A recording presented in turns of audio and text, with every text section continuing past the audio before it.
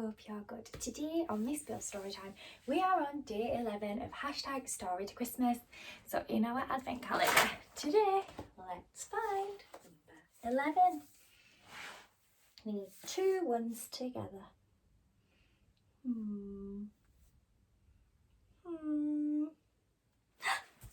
There it is, hiding in the corner. Now let's take it out and see what it is. This one is called Pinocchio, the Perfect Gift. Now, like with all the other ones last week, unfortunately the pictures are really small, so you will have to turn your imaginations on if you can't see them. I hope we've got our listening ears on. Are we ready to go? Let's go then. Christmas was just a few days away. Geppetto, the old woodcarver, was busy in his workshop making toy soldiers and pretty dolls for the boys and girls in the village. There seemed to be more toys than usual to carve and paint this year. I hope I get all the toy soldiers made in time, he thought, working as quickly as he could. Geppetto's son Pinocchio wanted to help his father. He knew that Geppetto worked harder during the Christmas season than any other time of the year. While Geppetto worked day and night with his carving knives and paintbrushes, Pinocchio had other ideas. He couldn't make toys, but he could make their home ready for Christmas. He asked his friend Jiminy Cricket to help him decorate the house. They put up a tree and strung popcorn on its branches. They even hung prickly garlands of holly, all to surprise his dad. Jiminy, Pinocchio said, I want to find the perfect gift for him. He should have something special. Will you help me? Jiminy said. Well, if you ask me.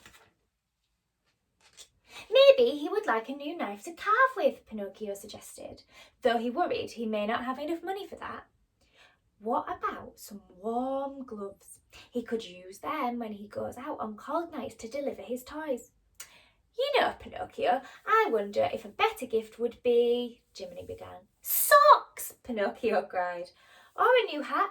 Come on, Jiminy, let's go to the shop and see what we can find. Pinocchio hurried out the door, and Jiminy had to run to keep up.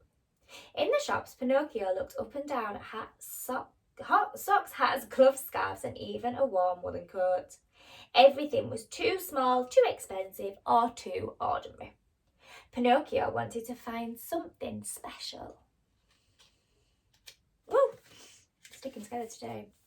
By Christmas Eve, Pinocchio still hadn't found the perfect gift. He couldn't help but feel sad. What am I going to do? Pinocchio asked Jiminy. Well, I do have this idea, the Cricket said.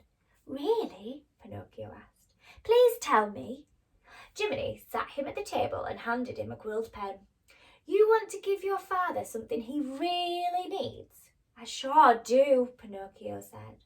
Write this, Jiminy said. Dear Geppetto, my gift to you is an extra pair of hands and an extra willing heart. Love, Pinocchio. When Pinocchio finished writing, he looked up at Jiminy. Now what? Now you put the note in here. And Jiminy held out a box. Pinocchio dropped the note in. Then Jiminy wrapped the package with bright paper and a big bow. Geppetto will be very happy with this gift, Jiminy said. But it's just a scrap of paper, Pinocchio said. What sort of gift is that? Jiminy smiled. You might be surprised. After a Christmas Eve dinner together, Pinocchio presented Geppetto with his gift. I hope you like it, said Pinocchio. Geppetto untied the bow and tore the wrapping paper away. Why, this is the perfect present, he cried. I can always use extra pairs of hands in my workshop. How did you know, Pinocchio? Pinocchio smiled. Jiminy had been right.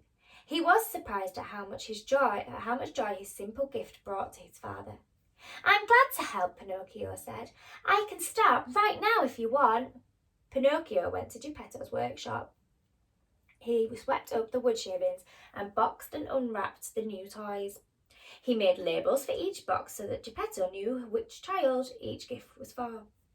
The two of them made the perfect team. When Geppetto set out to deliver the last of the gifts, Pinocchio went to bed. He was tired after helping his father all night. As he drifted off to sleep, he promised himself that he would help more often. That night, the Blue Fairy appeared. "Because you have been so thoughtful this year, I have come to grant you one very special Christmas wish," she said.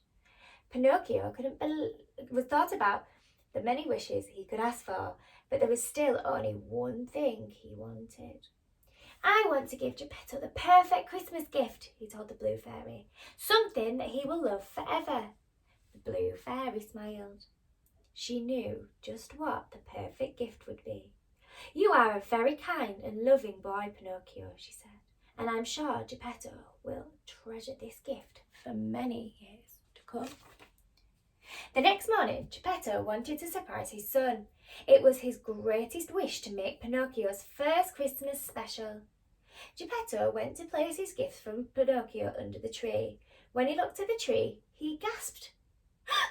A wooden puppet hung from the branches. It wore a pair of red dungarees and red feather in its cap. It looked just like his son. "My dear Pinocchio," Geppetto said with a smile. It looked just like a puppet he had made a long time ago. He thought back to the lonely night when he had made a wish on the star. He'd hoped that the puppet he was making would turn into a real boy, a boy he could love. The Blue Fairy had granted his wish, and Pinocchio, the wooden puppet, had turned warm and loving. He'd become Geppetto's son.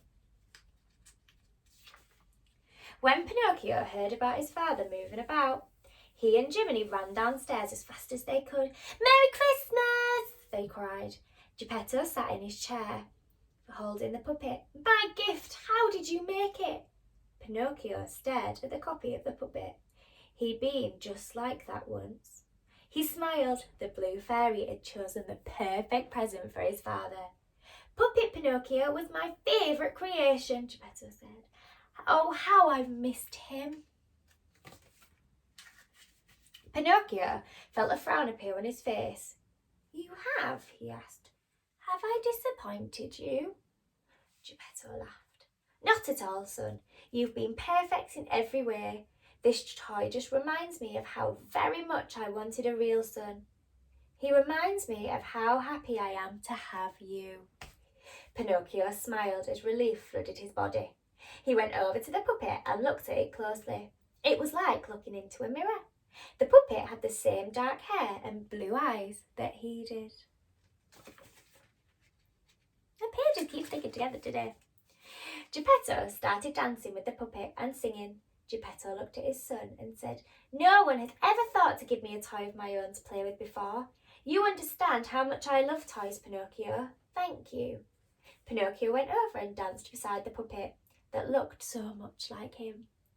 Geppetto held out the strings for Pinocchio so that he could try to make the puppet dance for himself. It was very difficult because the puppets were just the same size as Pinocchio, but he didn't care. He was happy to share this moment with his father. A little later, Pinocchio opened the gifts that Geppetto had placed under the tree for him, but the best present that he had received had come from the Blue Fairy. He would never forget the smile that lit up his father's face. He hoped that they would share many more happy Christmases together. The end. I hope you all enjoyed that story just as much as I did. Although Miss Beale did struggle a bit with her reading today, I'm not sure why. I hope you all really enjoyed it. Remember, #StoryToChristmas, please, if you are taking part and would like to let me know. Also, we have got 14 more stories to go till Christmas. So, I am going to say goodbye for now, but I will see you all tomorrow for day 12 of our #StoryToChristmas. I hope you all have a lovely, lovely, lovely Friday. See you later. See you soon. Bye everyone.